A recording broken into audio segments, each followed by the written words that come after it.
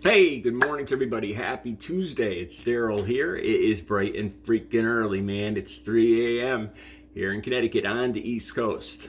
Okay, in this video, I want to talk about Rick Harrison from the show Pawn Stars. I'm sure most of you, if you haven't seen it, you've heard about the show. And recently, his son, 39-year-old Adam Harrison, passed away. Untimely passing. And Rick Harrison did an interview with Fox Digital, I believe, and I'll put the link right down on top. And in that interview, Rick Harrison goes right to in an angry tone. He talks about the border crisis and the way drugs are coming, or he thinks drugs are flowing across this border, and he blames Adam, his son's passing, his overdose, on the border crisis, as they call it. There's going to be several links down below, because when I started researching this morning, the very first things that popped up were what I would call right-wing news media.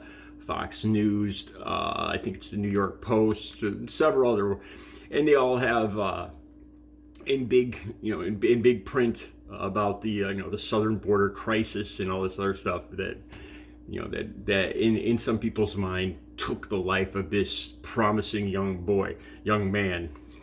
And I want to talk about that a little bit. Look, I don't know Adam Harrison. I don't know who he was. I don't know how long he might have had a problem with substance abuse, which I don't think he just miraculously started. This is just my guess. I don't think he just miraculously started using. All of a sudden, he went right to like some dealer from over the border, some illegal, found him on a street corner and pushed in a pusher, gave it to him, and he overdosed. And that's what I want to talk about in this video.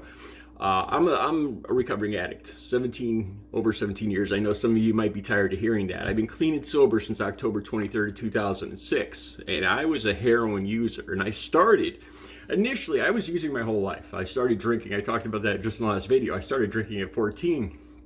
I went to marijuana. I went to psychedelics, LSD, cocaine. I started smoking crack. I was a crack addict for 2 decades, smoking pretty much every day. And then around 32 years old, I had a back operation. And I got addicted to OxyContin and Percocet and Vicodin. I was taking Vicodin every week for years. And I eventually moved on to heroin. So when I got clean and sober at 40 years old, I was addicted to everything, basically. I was using heroin and crack cocaine every single day.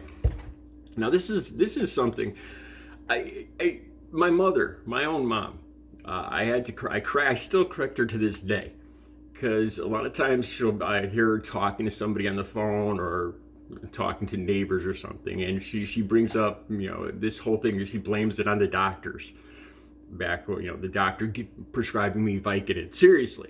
Daryl's doing so good. He's clean and sober. If it wasn't for those damn doctors, and I have to correct her still to this day. I love my mother and everything, and I understand from a parent's point of view. It's easy. It's a lot easier to blame somebody else. Instead of admitting that your son is a drug addict, is a recovering drug addict. And I correct every time I still hear her occasionally say this, and right off the bat I tell her, Mom, that's I appreciate what you're trying to do here, take the blame off me, but it's not real, it's not reality. And that's what I see in these videos. To think that Adam didn't have a problem with substance abuse before this, if fentanyl didn't even exist in this country, do you really think Adam Harrison would have, wouldn't have touched any other drug? Wouldn't have a problem with it? I'm guessing here. I could be wrong, but I've seen it 100 times. I went through it myself, and I highly doubt a pusher, illegal came up and pushed it on him. This is just the way, it really bothers me, because they're ignoring the true problem of addiction. I talk about this, the way to solve this problem, the way to deal with this problem is to treat addiction.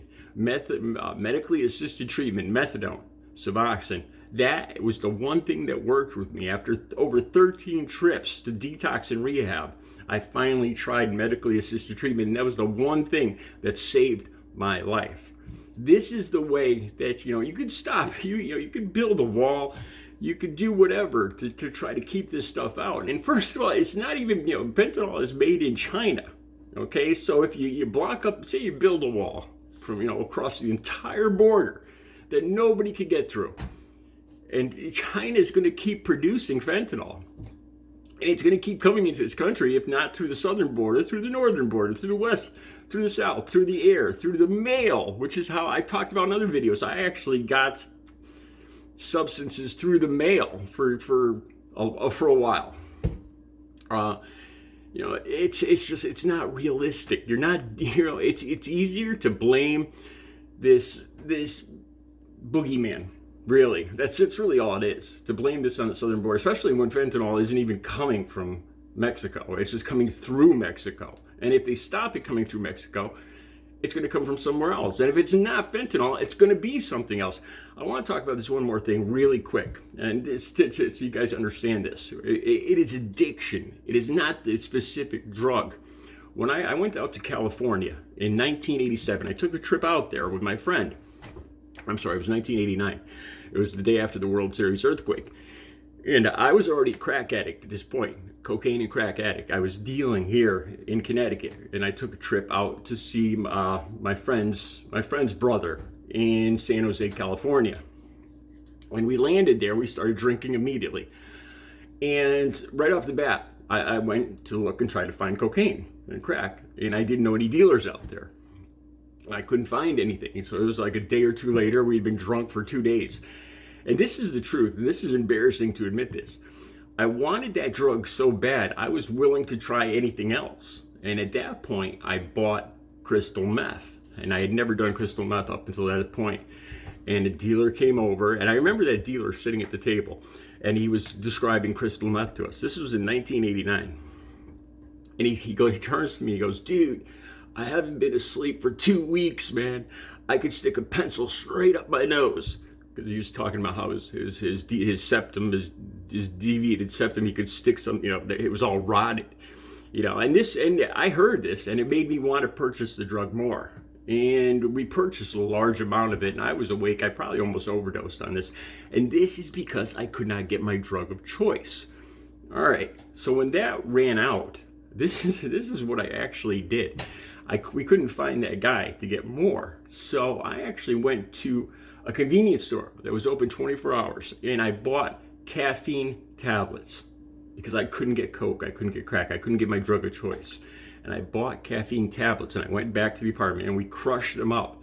And I snorted caffeine tablets because I couldn't get cocaine and crack. See, my point here is, if you take away fentanyl, you're not really getting rid of the problem. The people that are doing fentanyl, if you stop fentanyl tomorrow from coming to this country, it's not going to stop people from using another drug. They're going to immediately try to switch to something else. Morphine, oxy, heroin is going to skyrocket. And like it did with me, I almost ended up in the hospital from caffeine and from crystal meth, because I was so desperate. I did a ton of this stuff trying to get the same buzz that I was missing out on because I could not get my drug of choice. This is addiction. If you take away this drug, people that are inclined to addiction, that have never used the drug before, they're going to use something else. They're going to start with something else. It'll be heroin. It'll be methamphetamine. It'll be morphine, Oxycontin, Vicodin, Percocet. You're not solving the problem. The problem is not the southern border. The problem isn't really fentanyl. The problem is addiction. That's until you solve that problem. As long as there's a demand here in the United States, there is going to be a supply, whether it comes from the southern border, the northern border, Minnesota, anywhere. Where there's a will, there's a way. And believe me, addicts and dealers can be some of the most creative and desperate people you've ever met. All right, that's the video for today. The links will be down below. I'll put the links from Vox Digital right down below.